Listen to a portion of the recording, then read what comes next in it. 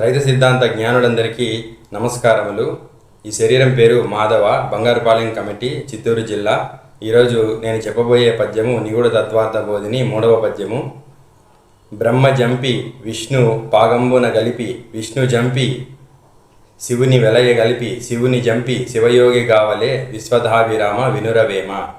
ఈ పద్యం యొక్క వివరము, ఇక్కడ ప్రతి సకల జీవరాశులలోనూ 3 గుణములు, త్రిగుణములు అనేటివి ఉన్నవి. అందులో త్రిగుణములు 3 గుణచక్రముగా తీసుకుంటే అందులో 3 గుణభాగములు తామస గుణము, రాజస గుణము, సాత్విక గుణము అనేవి కలవు.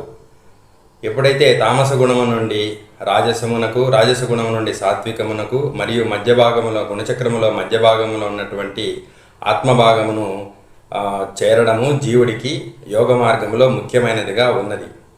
తామస భాగములో ఉన్న జీవుడు రాజస సాత్వికములలో ఉండడు. అలాగే రాజసములో ఉన్న జీవుడు తామస సాత్వికములలో కూడా ఉండడు. సాత్విక భాగములో గుణములో ఉన్న జీవుడు తామస రాజసములలో ఉండడు. కాబట్టి సాత్వికము నుండి యోగ మార్గములో ఆత్మను చేరవలెనంటే సాత్విక భాగము నుండి తామస భాగము నుండి రాజస భాగమునకు చేరవలెను.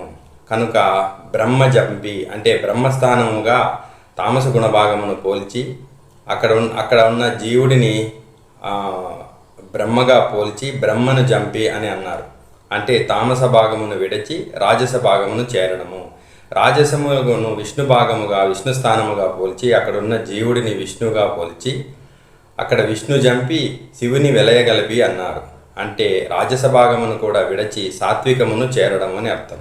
సాత్విక భాగములో ఉన్న జీవుడిని శివునిగా పోల్చి శివుని జంపి శివయోగి కావలే అన్నారు.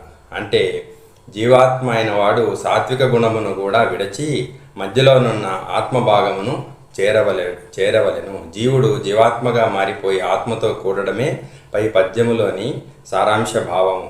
ఈ పద్యము భగవద్గీత యొక్క శ్లోకాలకు అనుగుణంగా త్రిగుణములైన నా మాయను ఎవరు జయించలేరు అర్జున అని చెప్పినట్లు, అలాగే బ్రహ్మంగారు 3 కాలువలు ఇలలోని జనులు దాటలేరన్నా అని చెప్పినట్లు, ఇక్కడ మాయను 3 భాగములుగా తామస రాజస సాత్వికములుగా పోల్చి ఆ 3 త్రిమూర్తులను విష్ణు, బ్రహ్మ, విష్ణు, మహేశ్వరుడు అనేసి 3 గుణభాగములను మాయగా పోల్చి అక్కడ ఉన్నటువంటి జీవుడిని బ్రహ్మ, విష్ణు, శివులుగా పోల్చి ఈ 3 యందు జీవుడు లేకపోతే చివరిగా ఆత్మభాగము, దైవ భాగమును చేరగలడు. ఆత్మను చేరు విధానము ఆత్మజ్ఞానము ద్వారానే సాధ్యము అని మనకు వేమన యోగి గొప్ప యోగి అయినందున ఈ యోగ రహస్యాన్ని ఈ పద్యములో ఎంతో చాకచక్యంగా వివరించి మనకి జ్ఞానం అనుగ్రహింపజేయడం జరిగింది.